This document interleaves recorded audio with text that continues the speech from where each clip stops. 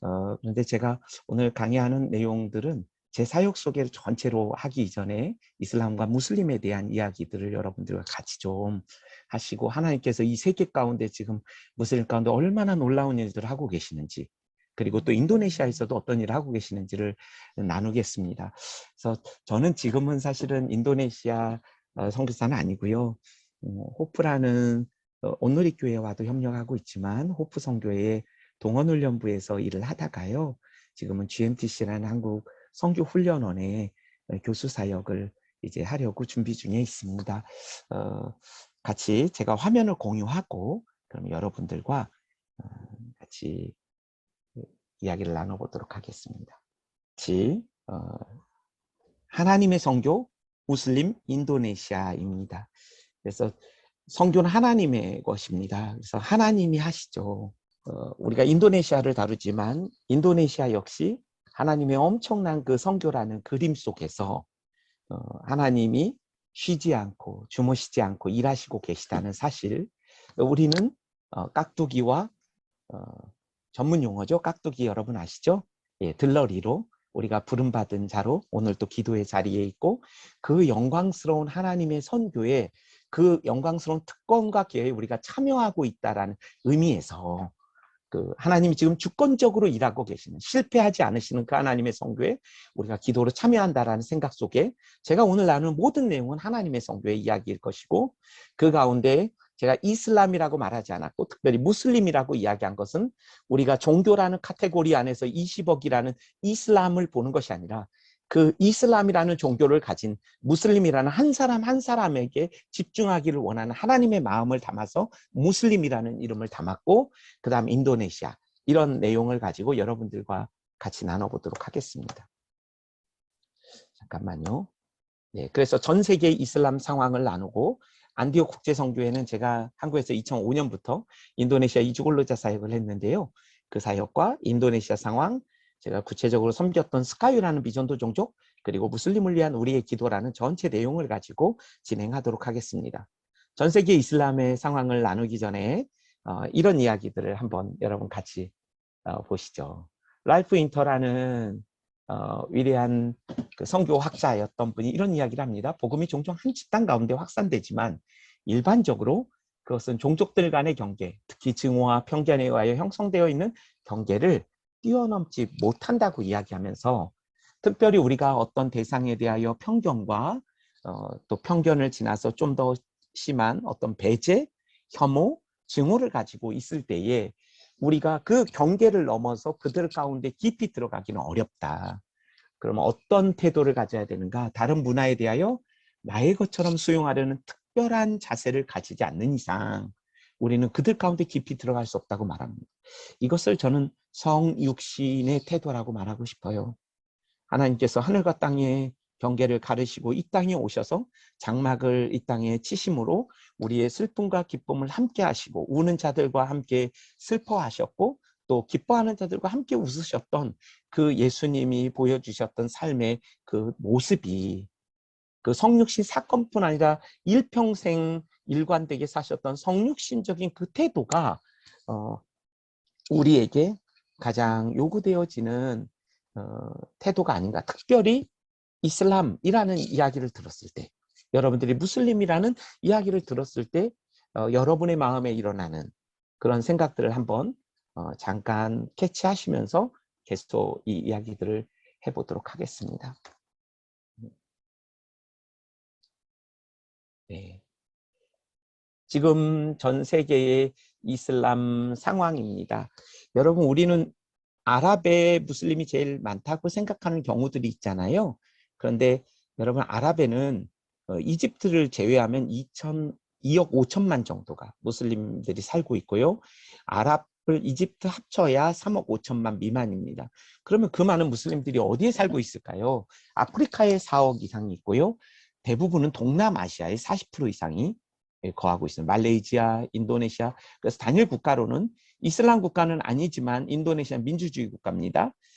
인도네시아에 1억 8천만 명 정도가 있다는 통계가 있고요. 말레이시아, 그리고 파키스탄, 방글라데시, 그리고 또 태국 남부 지역, 그리고 인도에도 한 1억 이상의 무슬림들이 살고 있습니다. 근데 여러분 지금 20억이라는 인구가 최근 통계입니다. 2021년 말 2022년 통계가. 그래서 많은 분들이 무슬림이 굉장히 증가하고 있다라는 이 통계를 가지고 위기감을 조성하고 때로는 좀 더 심하면 혐오감을 조성하기도 합니다. 그래서 포비아적인 그런 현상들이 일어나고 있지만 여러분 최근 이제 김동문이라는 무슬림 전문가가 또 통계를 낸 것에 의해서 제가 그 논문과 이것들을 통해서 보니까 사실은 우리가 20억이라고 말하고 있지만 예를 들면 이란 같은 경우가 8천만 명이 넘거든요. 거의 9천만 명이 이슬람이다, 무슬림이다라고 얘기되고 있지만 실제로 저희가 한 온라인에서 조사한 내용을 보면 실제로 40% 미만이 무슬림이라고 고백하고 있고 나머지는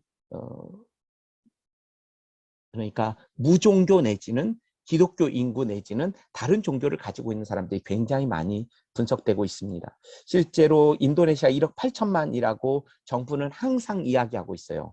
그러나 실제적으로 저희가 볼 때 기독교 인구 10%라고 인도네시아 말하고 있거든요. 2억 5천만인데 전체 인구가. 근데 기독교 인구가 최소 15%에서 20% 이상은 될 거라고 보고 있습니다. 그래서 이런 사실은 통계들이 우리는 유의미하기 때문에 의미를 가지고 보기도 하지만 사실은 무슬림권에서 지금 하나님이 일하고 계시고 이 통계의 신빙성에 대해서는 우리가 사실은 조금 의구심을 가지고 볼 수도 있는 면면들이 굉장히 많다라는 것도 여러분들이 한번 생각해 보시면 좋겠습니다. 그래서 오히려 이런 20억이라는 이 최근 인구, 여러분들 아마 20억이라는 인구는 들어본 적이 없으셨을 거예요. 과거에 한 13억, 15억, 17억 여기까지 보고됐는데 최근 통계가 이렇게 나왔어요. 그렇지만 이러한 것들이 우리에게 오히려 선입견이나 일반화의 오류에 빠뜨릴 수 있다는 것도 여러분들이 조금 생각하실 수 있으면 좋겠다라는 생각을 해보게 됩니다. 그렇다면 기독교 인구는 어떻게 될까요? 기독교 인구는 제가 이거 통계는 최근 통계의 이 자료는 아니에요. 27억 정도로 봅니다. 그래서 한 기존에 한 100년 동안 기독교 인구는 전체 세계 인구의 한 30%에서 35% 미만의 기독교 인구를 유지해 왔습니다. 그래서 27억에서 30억이 안 될 겁니다. 그런데 미국의 선교센터에서 분석하기로는 면목상의 그리스도인이 24억 정도 됐을 때 14억 정도 될 거다. 그리고 참된 그리스도인 제작을 10억 정도로 잡았단 말이에요. 여러분 이 인구는 기독교 개신교 인구뿐 아니라 천주교를 다 합친 겁니다. 그러니까 우리가 장로교가 가장 크기 때문에 굉장히 많다고 생각하지만 전 세계의 기독교의 30억, 한 27억에서 장로교 비율은 몇 억이 안 됩니다. 정교회라든가 또 천주교라든가 여러 가지 성공회라든가 이런 인구들만 해도 2억 이상들이 됩니다. 1억 이상이고 그래서 오순절 계통에 또 그리고 침례교인들이 그렇게 많죠. 그래서 그런 의미에서 참된 그리스도인 제자를 10억을 잡았지만 한편으로 이 통계도 우리가 한번 생각해 볼 부분입니다. 한 교회에 10,000명의 성도가 있다고 하더라도 모두가 소비자에 지나지 않은 성도들이라면 그러나 한 100명의 교회가 있는데 정말로 누군가를 종교적인 많은 아이템들이 교회 안에 있지 않습니까? 얼마나 많은 프로그램들이 있습니까? 그것들을 그냥 한마디로 그냥 소비하는 요즘에 교회들을 서칭할 수 있고 온라인에서 예배할 수 있기 때문에 마치 교회와 설교가 모든 것들이 소비재가 된 것 같은 그리고 자기의 구미에 맞는 소비자가 된 것 같은 그런 느낌들을 받게 되는데요. 100명의 성도라 할지라도 10명의 성도가 생산자로서 자신이 소비한 것들을 가지고 누군가를 섬기고 한 영혼을 위하여 여러분들과 같이 기도하고 또 다른 하나님의 생명이 태어나도록 그러한 역할들을 하는 교회가 있다면 그 건강도는 또 다른 문제가 아니겠습니까?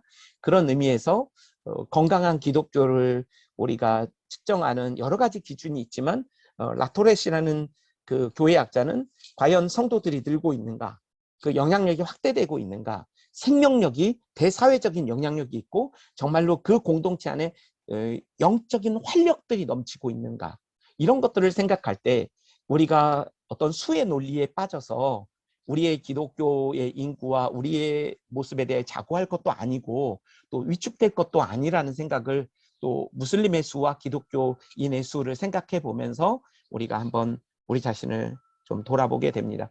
우리가 타종교를 대하는 태도들에 있어서 한 3가지가 있습니다. 많은 경우에 배타주의, 진리는 기독교에만 존재하고 타종교는 사탄의 역사이고 본질적으로 악하다. 이런 생각을 하게 될 경우가 있는데 우린 다원주의에 동의하지는 않을 겁니다. 종교마다 나름 진리가 있다고 생각하진 않을 거예요. 타종교에 구원이 있다고 믿지 않을 거예요. 그러나 아주 많은 포션에 있어서 우리가 때로는 배타적인 태도를 가지고 있다는 것도 이슬람과 무슬림을 다루기 전에 우리가 한번 점검해 보았으면 좋겠습니다. 그런데 포용주의라는 입장은 그리스도를 통해서만 구원받고 믿음으로 구원받는다는 것을 우리가 믿는 거죠. 하나님의 우주적 임재를 믿고 그러나 타종교 안에도 일반 계시의 측면이 있다고 우리가 보면서 복음을 선포할 뿐 아니라 인격적인 대화를 시도하는 태도가 우리가 가져야 하는 태도일 것입니다. 그래서 타종교 세계관과 신앙체계를 이해하려는 노력들이 우리에게 필요할 거고요. 그러한 노력들이 오늘의 교회에서 하고 있는 또 Y 무슬림이라는 그런 과정들일 것이고 Y 미션이라는 과정일 것이고 어쩌면 이러한 시간들을 여러분들이 가지는 이유일 것입니다. 그리스도 유일성에 대한 확신이 필요하고 진리에 대하여 타협이 불가하지만 인간적인 면에서 겸손한 대화를 시도하고 성령의 사역에 대하여 우리의 믿음이 필요할 뿐 아니라 이러한 우리의 노력이 복음주의자들로서 우리가 가져야 되는 태도이다. 일반 은총에 대한 이해뿐 아니라 인간의 반역성과 죄성에 대한 이해, 사탄의 역사와 영향력을 고려한 이해이다. 이런 이야기들을 좀 언급하고 싶습니다. 그래서 여러분 겹치는 부분이 있다라는 거죠. 일반 은총의 영역에 있어서 하나님의 진리와 성경과 타종교에 있어서 그 겹치는 그 부분에서 이 공통점이 되는 커먼 그라운드에서 우리가 그들에게 복음을 전할 수 있는 그 구실들을 그 이유들을 근거들을 발견할 수 있다라는 것입니다. 그래서 우리가 타종교를 알아야 하는 이유는 효과적인 전도의 접촉점을 찾기 위해서 그리고 복음을 효과적으로 변증하기 위하여 그러나 사실 변증을 통하여 우리가 그들을 설득할 수 있는 것은 아니겠죠. 그럼에도 불구하고 우리가 이런 부분들이 필요하다라는 거 그리고 가장 치열한 그 전쟁은 선교에 있어서 세계관의 전쟁이 있기 때문입니다. 어떤 세계관들을 그들이 가졌는지를 알아야만 그들 가운데 들어가서 우리가 복음을 효과적으로 전할 수 있기 때문입니다. 그래서 타종교에서 우리가 이슬람은 종교를 말하고 무슬림은 사람을 의미합니다. 그런데 많은 학자들이 이슬람과 무슬림을 이야기할 때 주로 이슬람을 이야기하게 됩니다. 그런데 여러분 이슬람을 많이 이야기할 수 있어요. 알아야 돼요. 그렇지만 사실은 선교는 사람에 대하여 다루는 거거든요. 선교는 사람의 이야기입니다. 우리는 무슬림의 관심이 이슬람과 더불어 있어야 되는 거죠. 그럴 때 이슬람이 무엇인지 알 뿐 아니라 그 사람들에게 어떻게 다가갈 것인지, 어떻게 우리 친구가 될 것인지, 어떻게 복음을 전할 수 있을 것인지에 대하여 구체적인 다리를 놓을 수 있다는 점에서 우리가 이슬람을 알아가되 무슬림을 또 알아가야 하는 그런 것들을 여러분 이해하시면 좋겠습니다. 그래서 여러분 간단하게 이슬람은 6가지를 믿고요. 5가지 행동을 믿습니다. 여러분 파일을 나중에 공유하시면 됩니다. 그래서 저는 정보를 제공하는 부분에 대해서는 좀 짧게 가고요. 그래서 무슬림이 얼마나 다양한지 여러분 기독교인들도 얼마나 다양합니까? 교파만 해도 다양하고 어떤 분들은 천주교를 기독교 안에 인정하지 않는 분들도 있지만 어쨌든 기독교 인구 전 세계의 모든 학자들은 기독교에 천주교를 넣어서 그렇게 통계를 냅니다. 그런 것처럼 얼마나 다양한 무슬림이 있는지 모르겠습니다. 근데 굉장히 혐오적인 그런 발언들을 하는 많은 분들은 이 급진적 무슬림, 전체 통계로는 0.2% 미만입니다. 전체 무슬림. 그리고 대부분의 무슬림 국가에서, 이슬람 국가에서는 IS나 탈레반이나 이런 정권들을 오히려 거부하고 그들을 체포하고 법적으로 그들을 구속하기를 원합니다. 근데 급진적인 이런 무슬림에 대해서 극단주의적인 어떤 무슬림이 전체 이슬람의 굉장한 포션을 차지하고 있는 것 같은 그런 오해들을 하기도 합니다. 여러분 성경과 꾸란에 대해서 이야기하면 성경과 꾸란이 만나는 부분이 있습니다. 실제적으로 무함마드가 그 당시에 성경에 대하여 들을 수 있었던 통로는 조로아스터교라고 하는 이단으로부터 기독교를 접했고 유대인으로부터 접했습니다. 성경이 아랍어로 번역된 것이 여러분 아마 꽤 늦게 됐어요. 그러니까 7세기에 이슬람이 발흥을 했는데 그때는 성경이 여전히 동서교회의 분열 속에서 성경을 번역할 생각조차 못했습니다. 그러니까 이단의 가르침과 유대교의 가르침 속에서 성경을 들었던 무함마드는 계시를 받았다고 말하지만 그가 가진 성경은 잘못된 왜곡된 지식의 일부만을 갖고 있었던 거죠. 그래서 실제로 꾸란에는 99개의 하나님의 속성이 겹칩니다. 그래서 이런 부분들이 우리에게 있어서 무슬림에게 접근할 수 있는 통로가 된다라는 거죠. 그래서 무함마드의 하나님, 그러니까 무슬림이 말하는, 이슬람이 말하는 하나님은 변덕스럽고 속이는 자고 독단적이고 운명론적이고 우리가 동의할 수 없는 그런 하나님입니다. 우리 하나님은 임마누엘이시고 관계적이시고 성육신하시고 삼위일체 하나님이십니다. 분명히 다릅니다. 그러나 그 안에 유일신이고 창조주이고 공급자이고 심판주이시며 전능자이며 이런 부분들은 일치되는 부분이 있다는 것입니다. 일반 은총의 영역 속에서 그들 가운데 갈 수 있는 다리를 하나님께서 만들어 놓으셨다는 것입니다. 하나님뿐 아니라 예수 그리스도에 대해서도 그들은 이사 알마시라고 그들을 선지자로서 이야기하죠. 대선지자로. 그들은 구원주로 이야기하지 않죠. 그래서 우리가 주님이라고 예수님을 부르면 그들은 굉장히 불편해하죠. 그럼에도 불구하고 마리아의 아들이고 메시아이고 나사렛에서 태어났고 기적을 행하고 선지자적 교사이시고 동정녀로 나셨고 기독교의 이 유대인으로 태어나셨고 이런 여러 가지 부분에 있어서는 성경에서 말하는 그런 부분들을 그대로 얘기합니다. 임난이라는 세 번째 수라양 끝띠가 세 번째 편지인데 그 꾸란에서 보면은 예수님이 죽은 자를 살리시고 이 세상에 죽은 자를 살린 사람이 없거든요. 그리고 마리아의 몸에서 태어나셨고 이런 이야기들이 있습니다. 또 하늘로 승천하셨고 이런 이야기들은 복음을 전할 수 있는 브릿지가 됩니다. 그런 의외들을 좀 가지시면 좋겠고 굉장히 여러분들 그런 질문을 좀 들으셨을 거예요. 과연 꾸란의 알라와 우리 기독교에서 이야기하는 하나님이 같은가? 그래서 여호바, 엘로힘, 큐리오스, 오세오스 그러니까 주 하나님 그리고 알라 이렇게 이름들을 쓰고 있는데 여러분 어떻게 생각하십니까? 유대교와 기독교의 하나님은 같습니까? 대부분 또 같다고 생각하세요. 왜냐하면 구약을 같이 우리가 보고 있기 때문에. 그럼 기독교와 이슬람의 하나님은 같습니까? 다르다. 우리 이렇게 이야기하길 원하고 왜 우리는 이런 질문들을 하는지를 다시 한번 생각하면서 이런 생각을 좀 한번 해보면 어떨까요? 여러분, 이 질문이 잘된 질문인가 이런 생각을 먼저 해봐야 됩니다. 이 질문이 옳은가? 질문이 잘못되었으면요. 잘못된 답을 얻게 됩니다. 여러분, 하나님은 유일하신 하나님이십니다. 그러므로 하나님은 한 분뿐입니다. 앞에서 말한 것처럼 분명히 그들이 말하는 하나님과 우리가 말하는 하나님이 다릅니다. 예수님에 대해서도 분명히 다릅니다. 그러나 존재론적으로 하나님은 한 분이라는 의미에서 이런 질문보다는 존재론적인 차원보다는 인식적 차원에서 이 질문을 접근할 수 있어야만 합니다. 타락 이후에 하나님은 종교의 씨앗을 우리에게 남겨두셨습니다. 그래서 영원하신 능력과 신성이 온 자연 만물 가운데 있기 때문에 우리의 조상들도 1월 성신을 섬기면서 하나님을 찾았고 정한수를 떠놓고 하나님께 빌었습니다. 그들의 하나님은 우리가 믿는 하나님은 아니었지만 그들은 막연한 하나님을 찾고 있었던 것이죠. 불교도 그렇고 힌두교도 그렇고 무슬림도 그렇고 그들은 참 하나님을 찾으려고 무더니 애를 씁니다. 그러나 참 하나님을 절대로 만날 수 없는 무능력 가운데 있습니다. 그 무능력 속에서 유일신 사상과 같은 우리와 비슷한 종교들이 많이 탄생했습니다.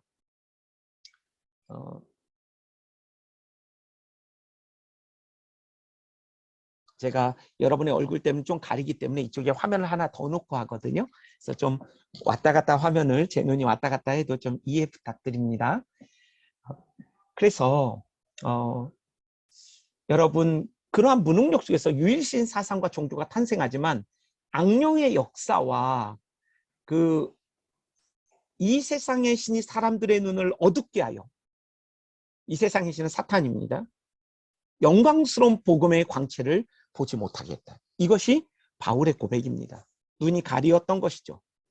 그가 어렸을 때부터 구약을 다 외웠지만 하나님을 배웠지만 그의 눈이 가리워져서 복음의 영광의 광채를 볼 수 없었던 그러한 상태 가운데 있는 사람들이 무슬림이고 불교인들이고 힌두인이라는 사실입니다. 존재론적인 차원에서 유일한 대상이라 할지라도, 하나님이 한 분이라 할지라도 그 대상에 대한 신학적 차이는 엄청난 차이가 있다는 것을 앞서서 간단하게 배웠습니다. 그런 의미에서 여러분, 특히 신인식, 하나님과 예수의 역사성에 대한 그 유사한 이해도 있지만 꾸란과 하디스의 이해는 성경에 비추어 때 엄청나게 다르다는 것을 우리는 알게 되죠. 그러나 초월적인 신 개념 안에서 하나님이 아버지일 수 없고 예수님이 아들일 수 없는, 그래서 부활과 대속을 인정하지 않는 그 무슬림, 그 어두움 가운데 가려져 있는 그들의 비참한 상태를 우리가 이해하는 것이 중요합니다. 그래서 여러분, 양 측면이 있어요. 기독교 안에 이슬람과 차이를 강조하면서 교리 중심으로 접근해서 그들에게 갈 때 제국주의적인 도전과 침범으로 여겨지기도 했고요. 반대로 유사성을 강조하면서 사랑의 계명에 입각하여서 인간관계 차원에서 호의적으로 다가가서 편견과 오해를 해소하고자 할 때에도 많은 논란의 여지와 이슈들이 생겨났습니다. 그래서 결론적으로 이 질문이 같으냐 다르냐, 이것을 여러분 존재론적으로 접근하기보다 그들이 여전히 참 하나님을 찾고 있는 종교의 씨앗들을 가지고 있는 이 세상에 사탄의 어두운 가운데 있는 자녀들이라는 거, 그리고 그렇다면 그들의 눈을 열어 어떻게 참 하나님을 보게 할 수 있을 것인가가 가장 중요하기 때문에 그 부분에 있어서 우리의 마음이 쏟아져야 된다는 거죠. 예수 그리스도를 통해서만 하나님을 알 수 있기 때문에 어떻게 그렇다면 무슬림들에게 예수 그리스도를 전할 수 있을 것인가? 이슬람의 이론에 갇혀 있는 그들의 마음의 문을 열고 어떻게 하면 신약의 복음을 그들이 접할 수 있을까? 그래서 저희가 무슬림들을 위한 신약 번역된 성경이 있거든요. 인도네시아에도 있습니다. 인질, 자부, 이렇게 해서 그 무슬림들이 읽기 좋게 번역한 그러한 성경들을 전해주고 그들이 읽을 수 있는 기회들을 주는 것이죠. 그래서 그들의 종교를 폄하하지 않으면서 우리가 소통할 수 있는 환경을 만들어가면서 우정을 나누고 마음과 마음과 존재와 존재와 인격과 인격이 만날 수 있다면 여러분, 그들에 대한 오해를 풀어주고 교정해 줄 수 있는 기회가 옵니다. 최근에 이제 웨커인 우리 황 선교사님이 버밍엄에 갔다 왔는데 한국 선교사들이 많이 있거든요. 영국의 무슬림들을 섬기는, 난민을 섬기는 20년 된 그 무슬림 난민을 집으로 처음 초청한 거예요. 그 무슬림이 한 이야기가 있습니다. 20년 동안 영국 사회에 와 있었지만 한 번도 저는 이 영국 사람의 가정에 초청받은 적이 없습니다. 어떤 마음이었을까요? 독일의 그 많은 난민들과 무슬림들에게 가장 원하는 것 중에 한 가지를 물었을 때 독일인 가정에 초청받는 거라고 얘기했어요. 여러분, 우리가 그들이 뿔 달린 귀신이 아니라는 거, 우리가 똑같은 사람이라는 거 우리가 이해할 수 있으면 좋겠습니다. 그런 차원에서 여러분, 보통성이란 단어를 조금 이해하시면 좋겠습니다. 제가 시간을 좀 보면서 하겠습니다. 제가 조금 빠르게 진행할게요. 보통성이란 단어는요, 여러분, 우리가 한 사람에게 다가갈 때요, 그들이 행동 양식, 어떤 행동을 하는 것보다 더 중요한 것은 그들의 가치 체계와 세계관을 갖고 있다는 것입니다. 그래서 표피적인 만남을 갖는 것이 아니라 그들의 문화와 그들이 어떤 생각을 가졌는지를 깊이 관심을 가져야 할 필요가 있는 거죠. 종교 이전에 어떻게 마음과 마음이 만날 수 있을까? 그들의, 여러분과 저와 비종교인과 무슬림들 모두가 가진 인간의 내면 안에 있는 희노애락에 대한 아픔, 그런 것들을 우리가 어떻게 가질 수 있을까? 저는 선교를 나가서도 한국에서 이주근로자 사역을 하고 선교를 하면서도 이런 것들을 잘 몰랐던 것 같아요. 보통성, 사람이 가진 그 내면에 모두가 갖고 있는 희노애락, 그것에 대한 충분한 이해가 참 부족했다라는 생각을 많이 하면서 선교를 반성하고 있습니다. 그들의 종교적 결핍감은 어떤 걸까요? 그들은 멀리 계신 하나님이에요. 우리처럼 100% 인간이면 100% 하나님으로 오신 예수 그리스도의 그 내재적인 하나님, 우리의 음성에 귀를 기울이시고 우리의 눈물을 유리병에 담으시고 것을 보관하신다 이렇게 돼 있고, 너의 그 러먼테이션, 너의 애통함을 하나님이 카운트하고 다 기록하고 계시는 그런 인격적인 하나님을 모르죠. 무서운 하나님이죠. 얼마나 그들이 두려울까요? 그들 가운데 있는 영적 결핍감은 뭘까요? 여러분, 그들은 진을 믿습니다. 하나님이 천사와 인간을 만드셨다고 성경은 가르치지만 그들은 진과 우리는 타락한 천사가 사탄이라고 알고 있잖아요. 그들은 진이라고 해서 마귀, 사탄을 하나님이 창조하셨다고 그렇게 꾸란이 가르쳐요. 천사와 인간과 그 진에 대한 항상 두려움이 있습니다. 말라리아에 걸리면 누가 나에게 저주를 걸어서 이렇게 됐을까? 아니면 내가 무슨 잘못을 해서 이런 말라리아에 걸렸을까? 이런 인과론적 사고에 매여 있는 그들의 결핍감이 있습니다. 그리고 사회적 결핍감이 있습니다. 일부 사처제니까 제가 섬겼던 노파라는 자매 뒤 이야기하겠지만 아버지가 아내가 둘이에요. 그러니까 늘 밖에 살림하면서 가정을 책임지지 않고 살아가는 배다른 자식과의 관계, 엄마가 2명, 3명인 그런 어려운 가운데 살아가는 그런 아픔들을 우리가 좀 한 사람을 정말 보통성이라는 것을 깊이 설명할 수는 없지만 여러분 그런 것들을 이해한다면 사람을 우리가 수단화하고 대상화시킬 수 있거든요. 그걸 미셔니즘이라고 할 수 있어요. 선교를 하면서 사람을 사람으로 보지 못하는 거예요. 과업 중심적이고 운동 중심적인 서구의 선교가 굉장히 효과적인 것처럼 우리에게 많은 영향을 끼쳤지만 굉장히 부정적인 영향을 끼친 면모가 있다는 것도 선교계의 반성이기도 합니다.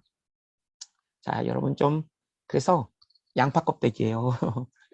그래서 한 사람을 여러분 어떤 행동으로만 보지 않고 왜 저렇게 했을까? 왜 저렇게 할 수밖에 없었을까? 저도 인간관계의 어려움들 겪고 왜 저렇게밖에 할 수 없을까? 마음이 상하고 근데 그 마음 안에 있는 하나님이 최근에 저에게 가르쳐 주시는 건 그 어두움을 보게 하시는 거예요.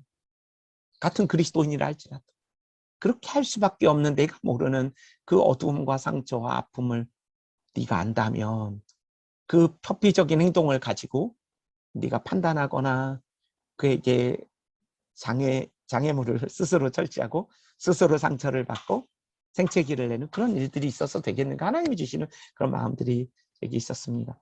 여러분 국내 무슬림 얼마나 될까요? 2013년도인가요? 최윤식이라는 미래학자가 40만 명이다 이렇게 얘기했어요. 근데 완전히 거짓말이에요. 통계를 저는 이 통계를 출입국 관리소의 통계를 보고 낸 거거든요. 그러니까 통계를 내려면 명확하게 해야 되는 거예요. 근데 많은 정치인들과 선교사님들이 이 통계를 가지고 무슬림이 엄청나게 성장하고 있고 2020년에 한국을 무슬림화할 거라고 거짓 유포를 너무 많이 했어요. 제가 이주근로자 사역할 때예요. 2005년부터 10년까지. 너무나 그런 포비아적인 그 극단적인 무슬림의 이야기를 하면서 국정원의 대표셨던 분과 여러분들이 너무나 이런 비참한 그림들, 아주 나쁜 그림들, 얼굴을 차마 볼 수 없는 그런 사진들을 자꾸 인용하면서 무슬림들에 대한 두려움을 너무나 많이 유포했다고 생각해요. 당시에 제가 알아봤던 그런 통계들은요. 출입국 관리소 통계로 했을 때요. 한국 내 무슬림이 당시에 20만 명 넘지 않았습니다. 항상 이 무슬림 성원에서는요. 한국 사람 무슬림의 수는 3만 5천 명으로 얘기합니다. 지금도 그렇습니다. 다문화 가정으로 무슬림인데 한국인이 된 사람은 10,000명 정도. 20만 명입니다. 제가 그 당시에 정확히 통계를 여러분 냈어요. 출입국관리소의 통계를 보고 그래서 2018년도 통계로 냈어요. 왜 그러냐면 그 당시 226만 명이었는데 지금 한국의 이주근로자 인구가 200만으로 떨어졌습니다. 그렇기 때문에 이때 인구를 넘진 않을 거예요. 이 무슬림의 수가요. 그런데 당시에 취업 외국인들이 58만 명 중에 13만 7천 명이 무슬림으로 파악됐습니다. 이 수는요. 인도네시아는 기독교 인구도 있거든요. 그런데 제가 모두 무슬림으로 계산했을 때 13만 7천 명이 나왔단 말이에요. 그리고 이들은 4년 10개월이면 다 돌아가야 되는 사람들입니다. 그래서 아주 최근 통계, 여러분 제가 2020년 통계를 2021년 통계를 가지고 2022년 통계를 냈습니다.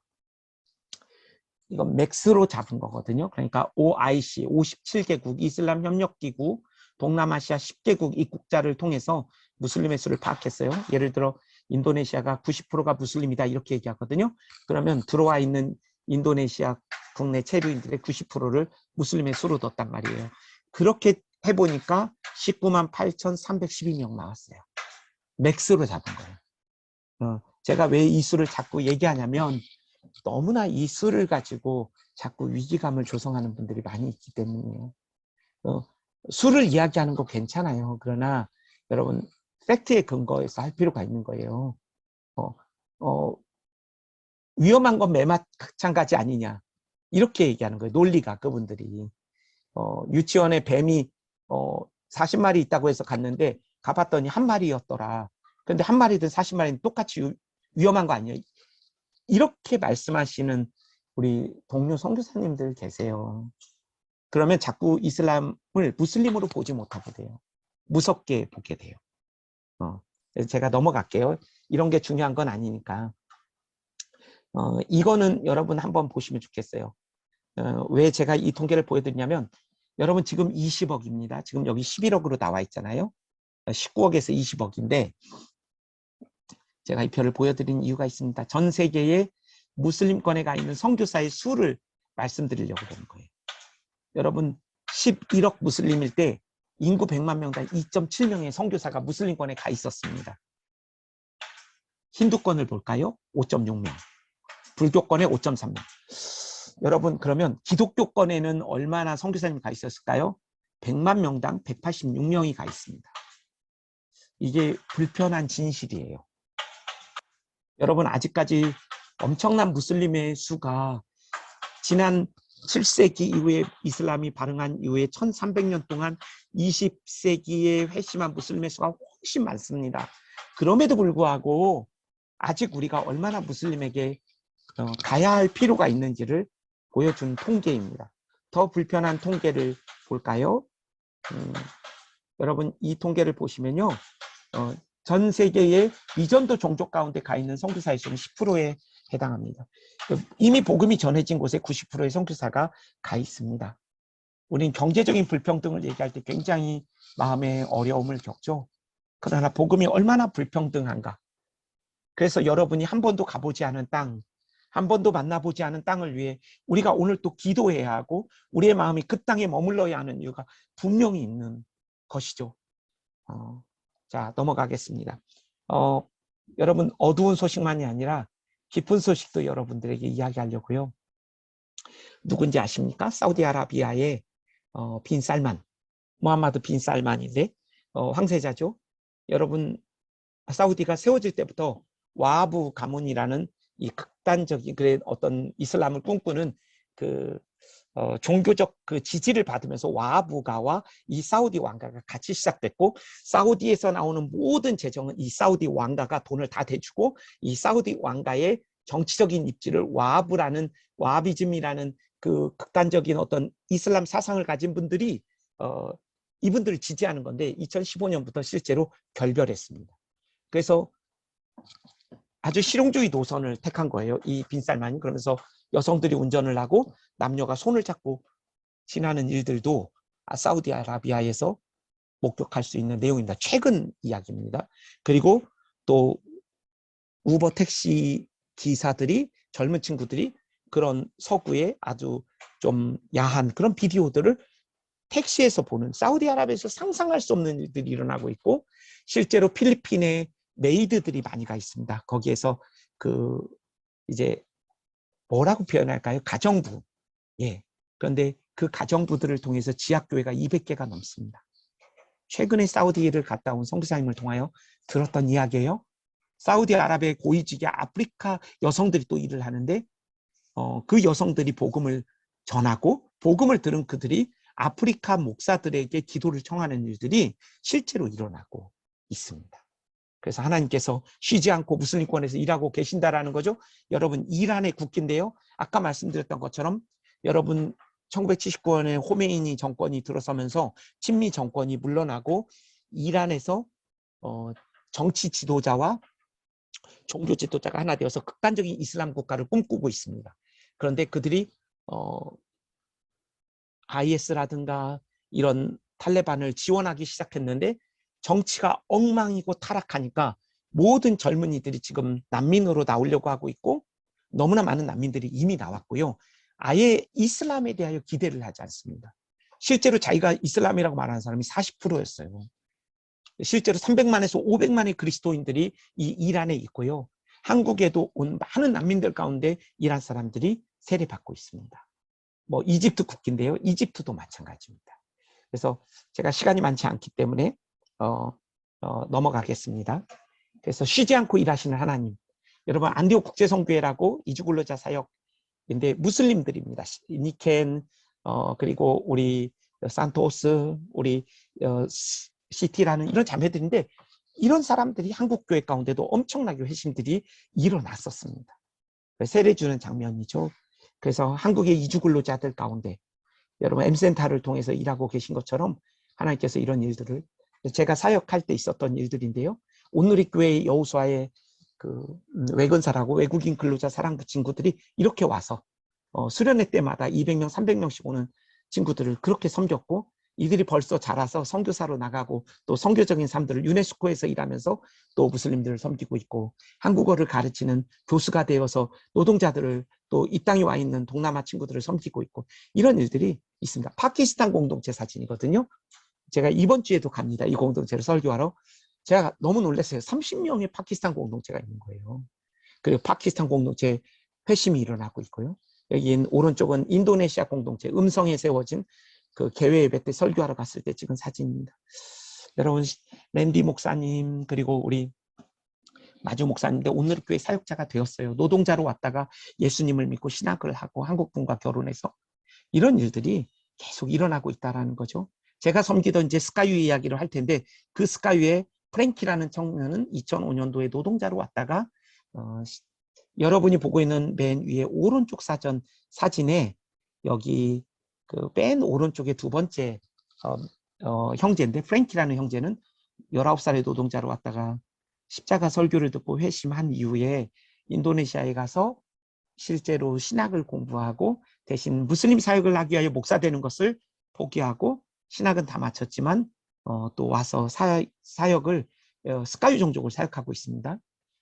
제가 섬겼던 인도네시아 공동체에 섬겼던 유승혜 선생님, 또 정미양 선생님, 홍혜란 선생님 이런 분들은 또 온누리교회 선교사님이시기도 하고 인터서브나 이런 단체 선교사님으로 지금 나가서 이집트를 섬기고 계시고 인도네시아를 섬기고 있습니다. 이러한 일들을 하나님이 하고 계신다는 거죠. 그래서 제가 이런 이주근로자 사역을 하면서 그들에게 무엇인가를 돕는 위치에 자꾸 서게 되면서 선교가 무엇인가라는 것을 생각해 보면서 스리랑카 목사님이 하신 이 얘기를 생각해 봤어요. 선교는 한 거지가 다른 거지에게 어디서 빵을 얻을 수 있는지 알려주는 것이다. 이건 마중물의 사진이고 디딤돌의 사진이고 소리입니다. 실체가 없는 없어졌죠. 선교는 이런 것이라는 생각을 합니다. 마중물이 되고 디딤돌이 되고 실체는 없이 사라져도 감사하고 기뻐하는 수혜자적인 아니면 시혜자적인 아니면 부성애적 우월주의 속에서 선교하는 것이 아니라는 생각을 해보게 됩니다. 그래서 성육신이라는 생각을 그 단어를 여러분들이 좀 다시 한번 묵상하시면서 하나님이 보이지 않는 하나님이 이 땅에 오심으로 우리가 그 하나님을 보고 듣고 만지게 된 이 성육신이 우리에게 엄청난 복이지만 이제 아버지께서 나를 세상에 보내신 것 같이 나도 너희를 세상에 보낸다고 말씀하시는 주님 앞에서 이 성육신은 우리의 사명이죠. 보이지 않는 하나님을 여러분들을 통하여 보여지고 들려지고 만져질 수 있도록 여러분과 제가 그리스도의 편지가 되고 그리스도의 사신이 되고 향기가 되므로 우리를 만나는 사람들이 그리스도의 아름다움과 선하심을 보고 듣고 만질 수 있게 되는 거예요. 인도네시아 상황을 간단히 설명하겠습니다. 여러분 33개 주 중에 6만 4천 개 동이 있습니다. 126개의 미전도 종족이 있는데요. 또 놀라운 사실은요. 전 인도네시아에 400개의 신학교와 매해마다 8천 명의 신학생이 졸업하고 있다는 겁니다. 그러니까 산술적으로 보면 8천 명이 인도네시아 전역으로 흩어지면 6,300개 동으로 간다면 8년이면 모든 동으로 선교사를 파송할 수 있지만 여러분 마이너리티로 살고 있는 기독교인들이 무슬림 지역에 가서 선교하는 것은 어려운 일입니다. 그래서 인도네시아 교회가 아직까지는 노력하는 그런 교회들도 있지만 아직은 선교에 대해서 많은 눈을 뜨지는 못하고 있습니다. 그래도 중국계 교회를 중심으로 해서 여러 교회들이 또 그렇게 무슬림들에게 미전도 종족으로 가려고 하고 있습니다. 자, 제가 시간이 많지 않기 때문에 간단한 내용들은 좀 넘어가, 이건 좀 읽을게요. 여러분, 제가 있었던 팔렘방이라는 지역에 여러분 오누리교회도 많이 파송되어 있습니다. 김홍주 선생님도 이곳에 계셨고 같이 있었습니다. 그래서 같이 새벽 기도하고 묵상하고 했는데 거기에 박재성 선생님도 계셨고 김현석 선생님 계시고 많은 선교사님들이 팔렘방으로 파송됐습니다. 지금은 24가정이 있지만 제가 들어갈 때는 8가정. 김홍주 선생님 들어가실 때는 한 3, 4가정 있었습니다. 근데 그 가정에 대해서, 아니 그 팔렘방이라는 지역에 대해서 이렇게 이야기하고 있어요. 2007년도 미션 프론티어스라는 잡지에서 발췌했습니다. 영적으로 민감한 이들은 그 도시에서 폭력적인 분위기가 있다고 말합니다. 이런 느낌은 언제나 사람들을 긴장하게 합니다. 대부분의 사람들은 남부 수마트라에 가기를 선택하지 않을 것입니다. 눈에 보이거나 보이지 않는 많은 거인들이 그 땅을 억압합니다. 이것은 선교의 블랙홀입니다. 결과적으로 그 지역에서 일하기 위해 부름을 받은 선교사들은 거의 없습니다. 오는 사람들 중에서 오래 머물러 있는 사람이 거의 보이지 않습니다. 질병 기반 시설 부족, 가족 상황 및 우울증 보이는 선교방의 원인이지만 영적인 대적의 징후는 눈에 보이지 않는 배후에서 발견할 수 있습니다. 그래서 실제로 5년 이상 사역한 분들이 별로 없다는 통계가 있는데 실제로 그랬습니다. 그러나 많은 분들의 눈물과 땀 속에 뿌려진 그 기경된 그 팔렘방이라는 땅 속에 지금은 이제 24가정, 24가정이 와 있는 땅이 되었습니다. 그러나 아주 오랜 동안 한국 선교사님들이 한 텀 이상 선교를 할 수 없었던 그런 지역이었고 저희 한국 선교사님들 가운데도 한 5분이 사모님과 또 목사님, 선교사님들이 암에 걸리는 일들이 있었어요. 여전히 쉽지 않은 그런 지역인 것을 제가 섬겼던 그 스카유가 있던 지역을 설명하는 그런 잡지의 이야기입니다. 그래서 이 이야기도 좀 나누고 싶은데 이경화 선교사라고 온누리교회에서 파송된 선교사인데 여성으로서 무슬림 지역에 들어가서 무슬림처럼 살았던 선교사입니다. 결국 이제 온누리교회에서 나와서 한 선교단체에 속해 있다가 인도네시아에 와서 비자 연장을 하러 싱가포르로 가다가 비행기가 떨어져서 그 아이가 죽고 남편도 죽었습니다. 그날은 주일 아침이었어요. 저희가 예배하는 날이었는데 비행기가 떨어졌다는 얘기를 들었는데 전원 사망했고 이 자매도 사망했습니다. 그리고 유나라는 아이가 10개월 된 아이였는데 이 아이도 같이 죽었고 이 아버지의 시체는 찾았어요. 경화자매의 시체도 찾았고 근데 그 손에 아기띠를 묶고 잡고 있었던 시체가 발견돼서 우리를 더욱 안타깝게 했는데요. 그 비행기가 떨어진 자리가 이 자매가 섬겼던 그 종족의 같은 위도상에서 떨어졌어요. 물론 이것이 어떤 영적인 의미가 있다고 생각하진 않아요. 그러나 이 자매를 사랑했던 사람들은 이것을 또 이야기하고 의미를 부여하기도 하더라고요. 그래서 그 종족을 섬기는 현지 무슬림 지도자들의 회심들이 일어나서 그 지역들이 변화되고 있는데 아흐마드라는 삼촌인데 그 삼촌의 늦둥이 셋째 딸이 태어났는데 이 아이의 이름을 지었어요. 그래서 그 아이의 이름을 지어서 계속적으로 인도네시아 선교를 하고 있습니다. 남부 수마트라의 스카유 사역인데 제가 섬겼던 스카유 종족인데요. 여러분 남부 수마트라는요. 전 세계에서 복음이 가장 전하지 않은 섬입니다. 인도네시아 전체 미전도 종족이 126개인데 52개가 있는 섬입니다.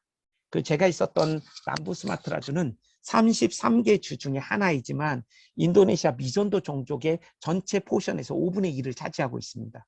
그러니까 33분의 1에 해당하는 남부 수마트라 주에는 살인율 1위, 지역 분쟁 1위, 이혼율 1위인 지역이에요. 그만큼 어두운 지역인 것이죠. 그러나 하나님이 이곳에서 놀라운 일들을 행하고 계시는 것이죠.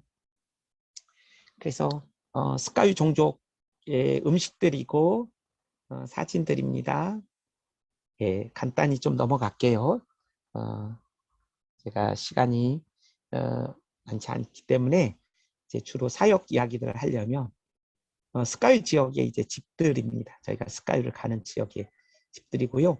여러분 제가 처음 들어갔을 때는 교회가 있었습니다. 그런데 그 교회는 무슬림들은 전혀 오지 못하는 외지인들의 교회였습니다. 그런데 시간이 지나서 제가 정부를 입수했어요.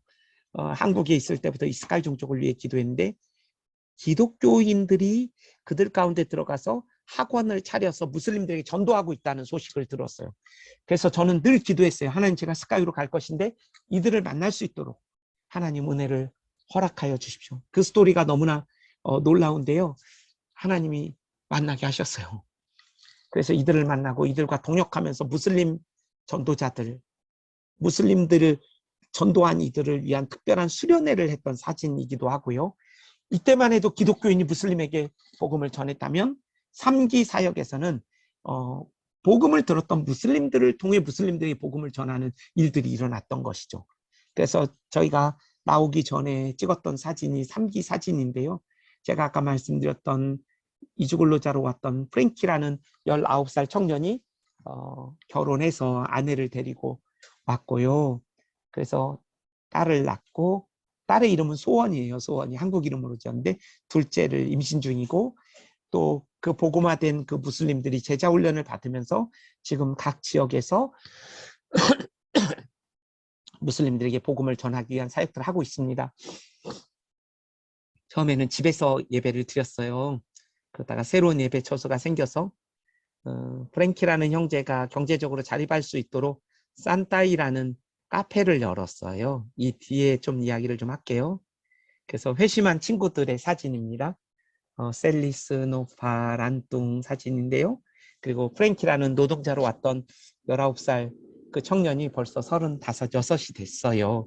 그리고 스카유 예배는 이렇게 우리가 예배 처소를 만든 다음에는 우리 무슬림 친구들과 같이 예배를 드렸고요.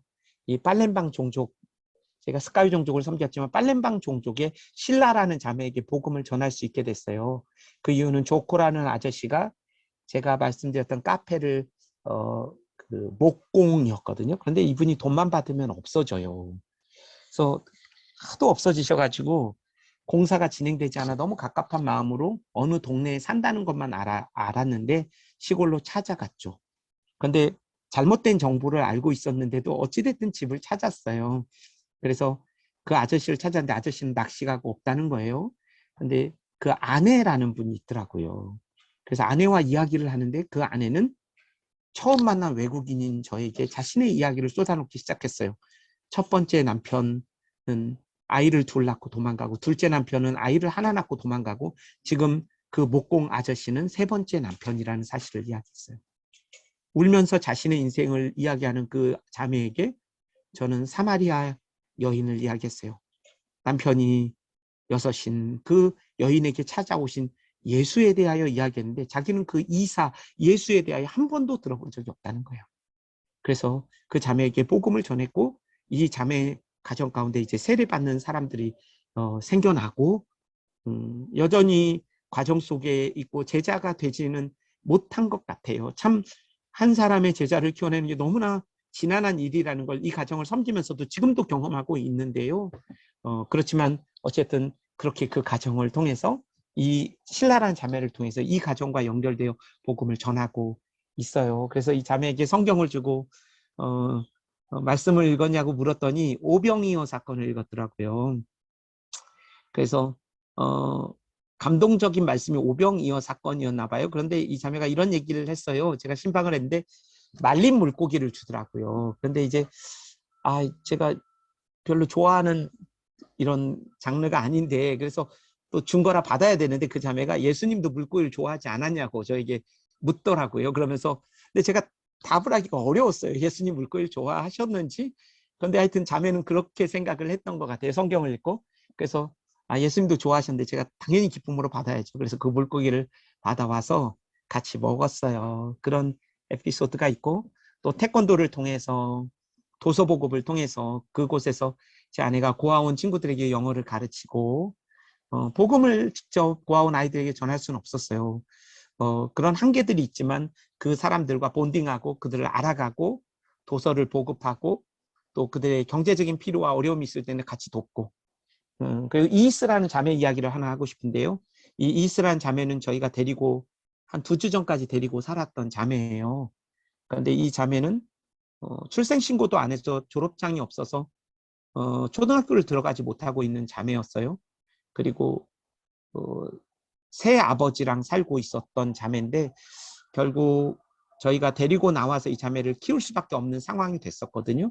이 자매가 너무나 그런 무분별한 삶에 노출되다 보니까 중학교 나이인데 유부남과 연애를 하고 이런 상황들이 있어서 데리고 나왔는데 최근에 저희가 이제 이 자매가 또 다른 휴가를 한 2주간 고향에 갔다 온 사이에 또 다른 어떤 남자아이와 관계를 갖게 된 걸 알게 되어서 참 이런 것들을 처리하는 과정 속에 알게 된 것은 그 새 아빠가 의붓 아빠가 이 아이를 어렸을 때부터 그렇게 성적인 그런 폭행들을 해왔다는 걸 알게 됐어요.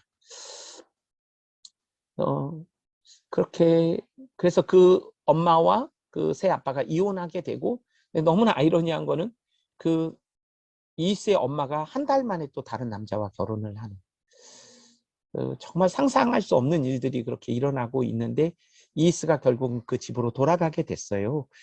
그래서 사실은 프랭키가 2년간 이 자매를 양육하고 하면서 낙심이 너무 커서 참 사역의 열매가 없고 또 저희가 한 5 공동체 정도 소그룹 20명을 섬기고 있는데 성장이 더딘 가운데 있는 것 때문에 굉장히 좀 요즘에 낙담하고 어려워하는 그런 가정 가운데 있습니다. 이 외에도 이제 많은 사역들을 했어요. 그 인도네시아 목사님들 제가 사역할 때 2가지 방향을 뒀습니다. 어떻게 하면 이 무슬림들에게 복음을 전하고 복음을 들은 이 무슬림들이 복음을 어떻게 전할까? 이 사역이 하나였고 또 하나는 교회를 깨우는 사역이었어요. 그래서 한 250명 정도의 목사님들이 이렇게 모이는 그 교회 세미나를 제가 한 3차례 또 인도하고 또 서티모로라고 우리 나라로 얘기하면 평양에서 부흥이 일어났던 그곳에 그 목사님들을 깨우는 또 도와드리는 그런 세미나라든가 통역과 이런 일들을 하고 그곳에 또 무슬림들을 위해 기도하는 중보 또 기도 모임이 있는데 그곳에서 또 그 모임들을 매달마다 가서 설교하고 섬기는 일들 그리고 여기는 FA라고 여러분 온누리교회에서 보내는 젊은 친구들 있잖아요. 김홍주 목사님과 같이 선교 강의를 하고 섬기는 일들을 그렇게 했고요. 무슬림 지역에 딱 한 가정이 있는 기독교 가정을 또 주기적으로 방문하면서 그들이 어떻게 마을 사람들 안에서 복음을 전할 수 있을 것인가 이런 2가지 어떤 방향을 가지고 무슬림들이 복음 전하는 사역, 무슬림들을 제자화하는 사역과 어떻게 하면 교회를 깨워서 무슬림을 선교하는 일에 같이 할 수 있을까 이런 사역들을 같이 했습니다. 그래서 다양한 만남과 모임들인데요. 예, 이런 소그룹들이 그래서 곳곳에서 있었죠. 이 각각의 이야기마다 스토리가 있는데 제가 20분까지 마치겠습니다. 그리고 제가 선교사로 살아가면서 선교사 비자를 가지고 있을 수 없기 때문에 비즈니스를 했습니다. 그래서 한국의 화장품을 갖다가 팔고요. 제가 루왕나라라고 해서 루왁이 이제 커피 이름이잖아요. 근데 루아흐가 성령, 영이라는 뜻이잖아요. 그래서 나라, 그래서 성령의 나라 이런 생각을 가지고 회사 이름을 만들어서 커피를 로스팅하고 팔고 이런 일들을 했어요. 그리고 이제 아까 말씀드렸던 프랭키라는 형제를 위해서 한 6, 7개월 동안 이 커피숍을 준비했거든요. 근데 이 커피숍은 제가 온 다음 한 1년이 안 돼서 문을 닫았습니다. 그래서 안타깝지만 또, 네, 또 하나님께서 또 다른 방향으로 이 형제들이 또 사업으로는 아니지만 이 카페 사업은 아니지만 또 다른 사업으로 또 이렇게 사역을 신분을 확보할 수 있는 은혜를 주셨습니다. 제가 강의는 여기까지 할게요. 그리고 기도회를 여러분 인도하고 무슬림을 위한 우리의 기도를 여러분들과 같이 드리고요. 그 다음 질문도 하고 그런 시간들을 가지도록 하겠습니다. 그러면 제가 기도회를 여러분들 같이 인도하겠습니다. 선교사님. 네. 먼저 질문이 하나 들어왔는데 네, 좋습니다. 질문. 예, 질문을 먼저 하고 그러면 좀 기도를 할까요? 아, 좋습니다. 네, 제가 그냥 읽어드리겠습니다. 네. 예.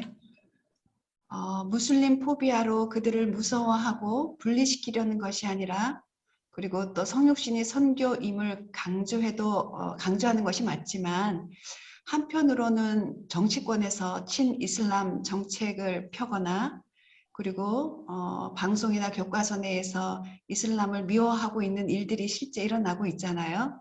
네네. 그것으로 인해서 청년들이 또 이슬람화하고 있고 또 아까도 보았지만 우리 한국인들이 무슬림이 되는 일들이 일어나고 있고 또 곳곳에 무슬림들을 위한 기도처소들이 많이 세워지고 있잖아요. 네네. 그래서 사람 대 사람으로 만나는 일도 있어야 되지만 한편으로는 그 이슬람의 그 선교 전략에 저희가 대응하는 그러한 것 이중적으로 네. 저희가 깨어 있어야 하지 않을까요? 라는 질문이 네. 들어왔습니다. 네, 좋은 질문 해주셨고요.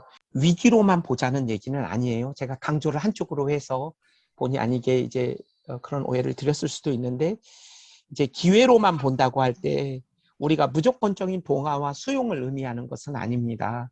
그러니까 그러한 변화들을 잘 지켜보아야 한다라는 생각이 들고요. 그러나 제가 볼 때 한국 교회 전체적으로 위기의 목소리가 너무 높습니다.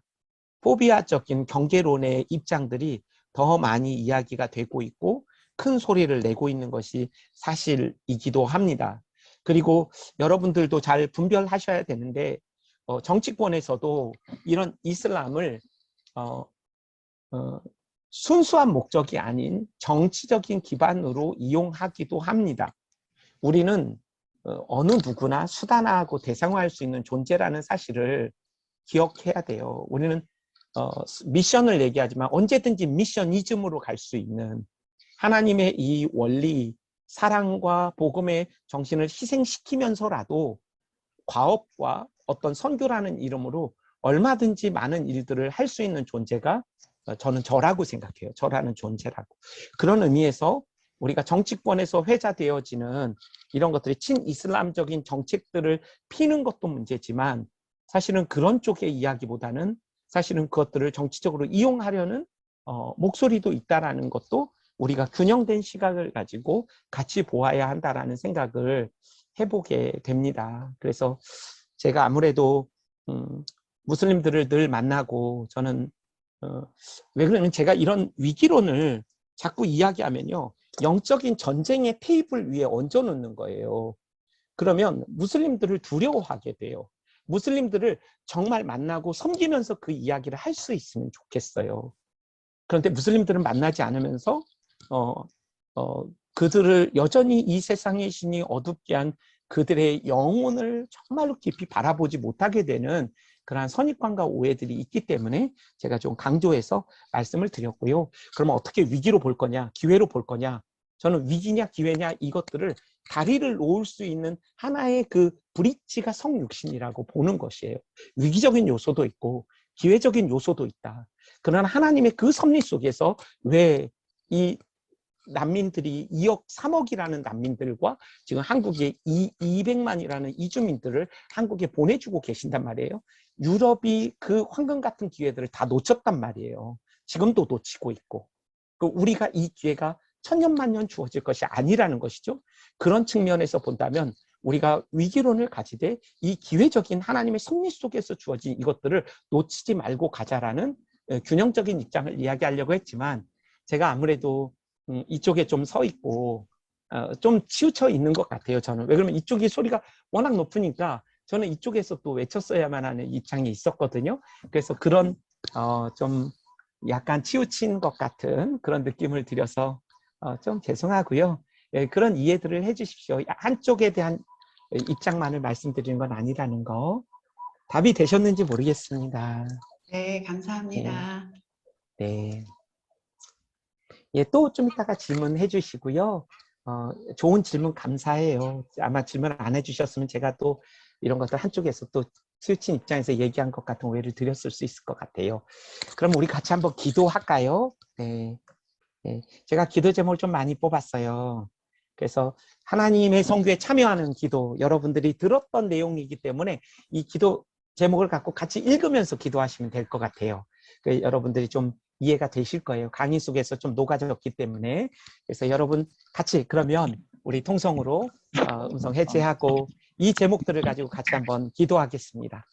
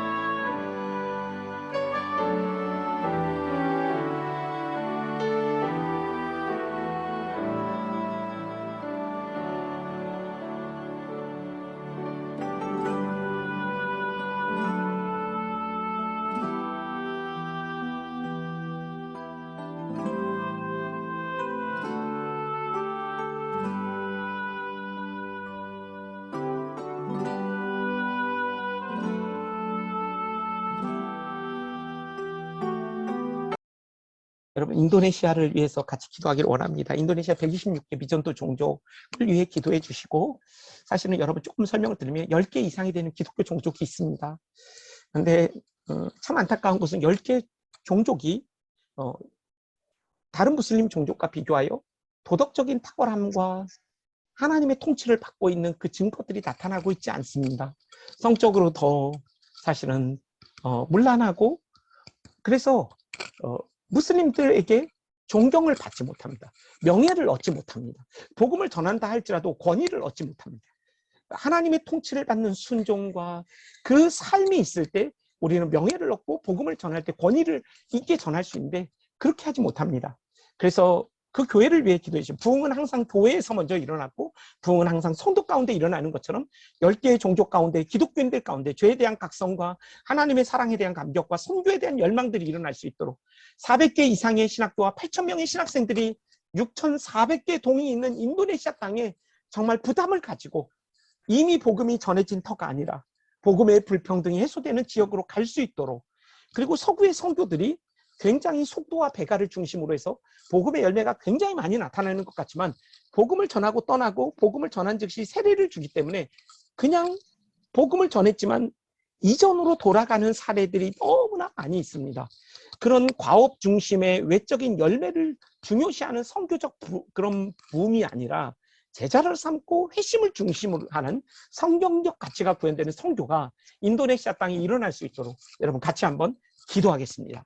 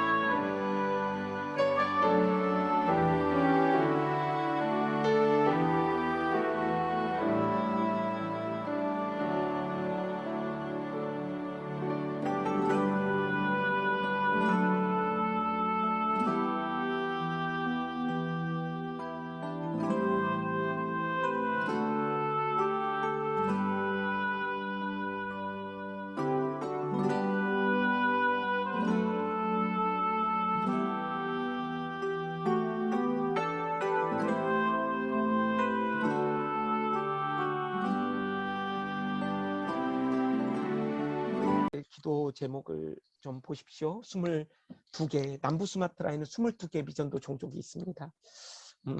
선교사의 블랙홀이었다고 일컬어졌던 그 땅이 많이 기경되었습니다. 하나님께서 24가정을 보내주셨습니다. 그들을 안전하게 지켜주시고 계속적으로 여러분, 우리가 주기도문을 드리지만 주님이 가르쳐준 또 하나의 여러분 주기도문이 있다는 사실 아십니까? 주님은 이렇게 기도를 가르쳐 주셨습니다. 너희는 주인에게 전하여 추수할 일꾼을 보내어 주소서 하게 하라. 이것이 주님이 가르쳐 주신 두 번째 주기도문입니다. 저는 인도네시아 땅에서 올 때마다 이 기도를 했습니다. 하나님 추수할 일꾼을 보내주십시오. 하나님이 우리에게 가르쳐 주신 기도 있지 않습니까? 그렇다면 가르쳐 주신 기도대로 우리가 기도할 때 하나님이 응답하실 것이라고 믿습니다. 붙들고 기도했습니다. 그 기도의 응답처럼 하나님은 이 팔렘방 땅이 제가 들어갈 때 8가정이 있지만 24가정으로 하나님의 사람들 끊임없이 보내고 계십니다. 그 주기도문을 따라서 우리가 기도해 주시고, 여러분 프랭키 부부를 위해 꼭 기도해 주십시오. 지금 프랭키 부부와 한국 선교사 고영재 부부가 원팀을 이루어서 SOS라는 팀을, 성교 SOS는 슬라마카나 오랑 스카유, 스카유 사람들을 구원하라라는 뜻입니다. 이 팀이 이제 올해부터 팀을 이루어서 하는데 너무 낙심이 되는 거예요. 여러분, 한 사람이 제자로 서는 것이 얼마나 지난한 일인지를 무슬림 섬긴 가운데 또 보고 배우게 됩니다. 어쩌면 하나님의 그 놀라운 열심으로 저를 제자로 빚으시고 애쓰시고 힘쓰시는 그 하나님의 열심이 없었다면 지금 우리가 없는 것처럼, 그러한 은혜가 이들에게 있게 해주시고, 특히 프랭키 부부에게 낙심할 권리를 포기하고 하나님 앞에 끊임없이 이 사역을 잘 감당할 수 있도록, 여러분 지치지 않도록, 벌써 5년째가 됐거든요, 프랭키 부부가. 그래서 기도해 주시고, SOS가 섬기는 노파, 여러분 아버지가 둘이, 아버지가 이제 딴 살림을 하는 가정이고, 패션 오브 크라이스트를 보면서 이 자매는 예수님을 믿게 됐고, 셀리스 란뚱, 그리고 왜 20명의 지체들이 정말 그리스도를 닮은 그 제자로 성장하고 변화할 수 있도록 여러분 기도해 주십시오. 그래서 이들이 무슬림 가운데 함께 살아갈 때 그들의 삶을 보아서 사람들이 예수를 볼 수 있도록, 그래서 명예와 권위를 얻고 복음을 전하는 자들이 되도록, 그리고 그 아버지로부터 수습한 그런 폭행과 어려움 속에 복음을 들어왔는데 이제 돌아갔거든요. 그래서 고등학교까지 다니다 포기하게 됐어요. 너희도 너무 마음이 아픈데 이스와 그 엄마와 그 가정을 위해서 여러분 한번 같이 기도해 주십시오. 같이 기도하겠습니다.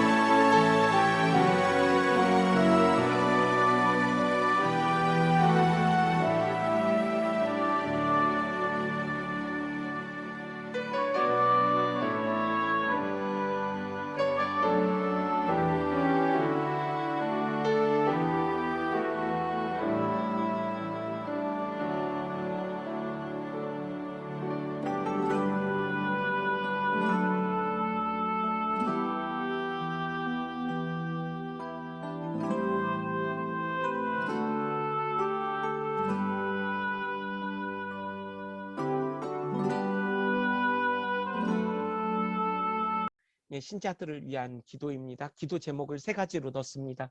30일 기도 제목에서 발췌한 건데요. 제가 좀 읽겠습니다. 선교사들이 새로운 무슬림 배경의 신자들을 제자 훈련하며 예수님께서 명하신 모든 것을 가르치실 때 참된 지혜와 겸손을 가질 수 있도록 여러분 기도해 주십시오. 정말 겸손하게 그들의 형제가 되어 예수님이 이 땅에 오셔서 함께 울고 웃으셨던 그런 선교사님들 될 수 있도록 무슬림권 선교사님들을 위해 기도해 주십시오. 프랭키만의 문제가 아니라 너무나 그 광활한 벌판의 돌짝밭에 돌 하나를 이렇게 드러내는 심정으로 1년, 2년, 3년, 5년, 10년을 해도 열매가 없는 우리 사랑하는 무슬림권의 또 선교사님들을 위해 기도해 주시고, 그 지역과 문화 가운데 존재했던 적이 없는 교회나 기독교인 교제 공동체를 어떻게 그들의 상황에 맞는 공동체를 형성할 수 있을지 무슬림 배경의 신자들을 위해서 기도해 주시고, 예수님께서 하셨던 것 같이 교회가 하나가 되고 서로 사랑으로 연합하여 하나님 아버지를 생생하게 증거할 수 있도록 그들을 위해서 3가지 기도 제목을 가지고 무슬림 배경의 신자들과 또 선교사님들을 위해서 그렇게 기도해 주십시오. 같이 기도하겠습니다.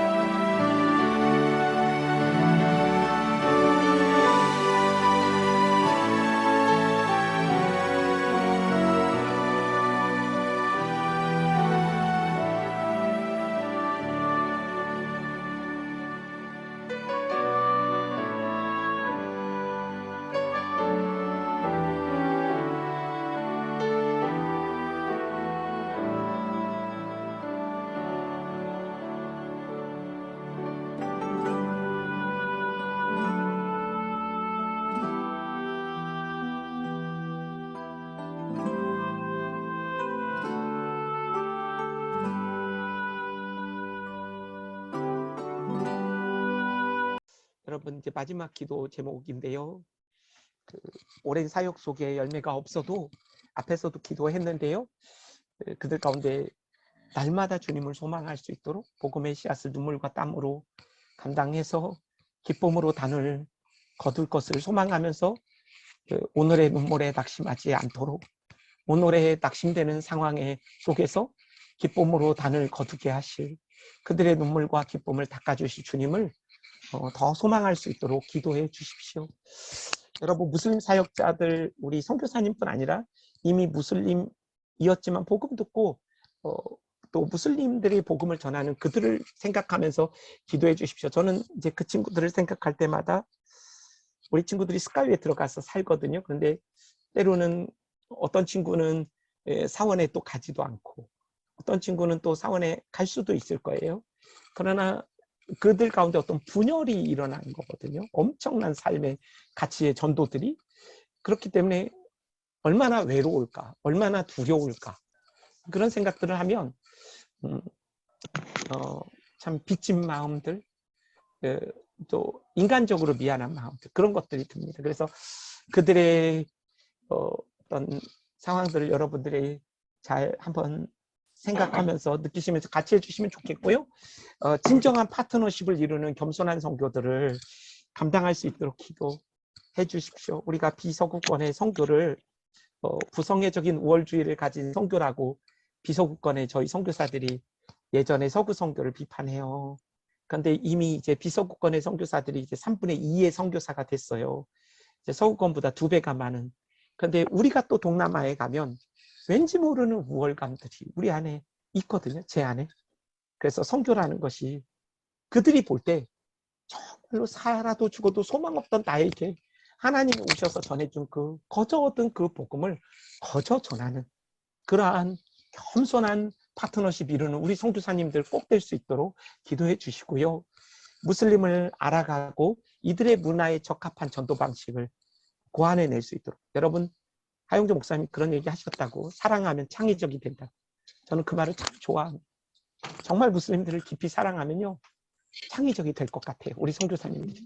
그래서 더 창의적인 방식으로 여기에 나와 있는 이런 방식들뿐 아니라, 그래서 정말 무슬림들에게 적합한 방식대로 복음을 전해서 무슬림들이 그 성경을 스스로 해석하고 그런 또 자신들에게 맞는 복음을 무슬림으로서 전할 수 있는 공동체가 세워지도록, 그리고 국내외에 여러 무슬림을 마음에 품고 섬길 하나님의 사람들을 일으켜 주시도록 하나님이 추수할 일꾼에게 청하여 너희는 일꾼을 보내어달라 하셨으니까요.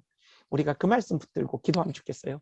이슬람권, 힌두권, 불교권, 아직도 우리의 기독교 선교가 한 번도 브레이크스루라고 하죠. 이렇게 관통해서 지나가지 못했어요.